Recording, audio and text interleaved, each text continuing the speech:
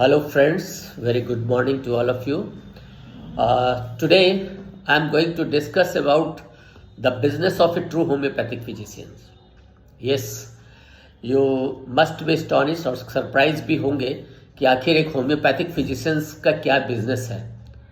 शायद आपको मालूम नहीं कि ऑर्गेनन ऑफ मेडिसिन में ये बातें लिखी हुई है, और ये बातें कैसे और क्यों लिखी हुई है ये समझने के लिए आज मैं आपको बताने जा रहा हूं कि होम्योपैथिक फिजिशियंस, और खास करके स्पेशली वो होम्योपैथिक फिजिशियंस जो ट्रू होम्योपैथिक फिजिशियंस है, उसका तीन बिजनेस है, बेसिकली तीन बिजनेस है। और वो तीन बिजनेस क्या आप लोगों को मालूम है? आप लोगों को मालूम है लेकिन आप समझ नहीं पाते हैं। तो आइए आज बहुत छोटे से वीडियो पे मैं ये छोटी सी बातें बताने जा रहा हूं।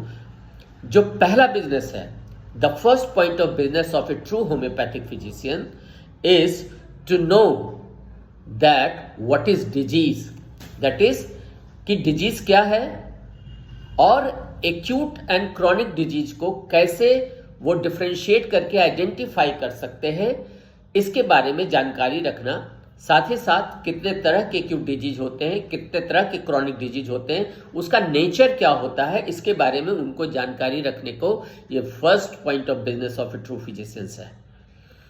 सेकेंड पॉइंट ऑफ बिजनेस बहुत आसान है और ये आप सभी जानते हैं, लेकिन फिर भी मैं आपको बताना चाहता हूं। The second point of business is to have the knowledge, that is acquiring the knowledge of homeopathic medicine which has already been proved on healthy individual। यानी कि जो इंस्ट्रूमेंट है, जो हमारा टूल है, उसके बारे में जानकारी रखना और उनके बारे में सभी बातों को जान कि उनका क्या इंडिकेशंस है, पैथोजेनेटिक पावर क्या है, एवरी इंडिविजुअल मेडिसिन में इसके बारे में सारी जानकारी रखना उनका सेकेंड पॉइंट ऑफ बिजनेस है। फिर एक और पॉइंट ऑफ बिजनेस है जो कि थर्ड पॉइंट ऑफ बिजनेस कहा गया है, और वो है to have the knowledge how to use the homeopathic medicine, और we can say how to apply homeopathic medicine on a sick person so that the cure is to be effected. हम कितना मात्रा में, कितनी मात्रा में कौन सी दवा, कितना रिपीटेशन में, कितने डोज में किसी पेशेंट को दें कि वो क्योर हो जाए, इसके लिए उसका थर्ड पॉइंट ऑफ बिजनेस है। शायद आपको मालूम नहीं होगा लेकिन मैं यहां पे बता देना चाहता हूं कि जो फर्स्ट पॉइंट ऑफ बिजनेस है लिखा हुआ वो एफरिज्म नंबर 72 में है। जो सेकंड पॉइंट ऑफ बिजनेस है वो एफरिज्म नंबर 105 में लिखा हुआ है, और जो थर्ड पॉइंट ऑफ बिजनेस है वो 146 में लिखा हुआ है। तो ये तीन पॉइंट, और बेसिकली ये भी फोकस करना चाहूंगा कि ऑर्गेनन ऑफ मेडिसिन यही तीन पॉइंट पे पूरा डिवाइडेड है। ये तीन बातें अगर आप समझ लेते हैं और जानकारी ले लेते हैं तो आपकी पूरी ऑर्गेनन ऑफ मेडिसिन कंप्लीट हो जाती है। जिसको कोई सभी को लगता है कि ऑर्गेनन ऑफ मेडिसिन पढ़ना बहुत मुश्किल है, जबकि आपको ये जानकारी आज दे रहा हूं कि केवल तीन ही बात आपको समझना है।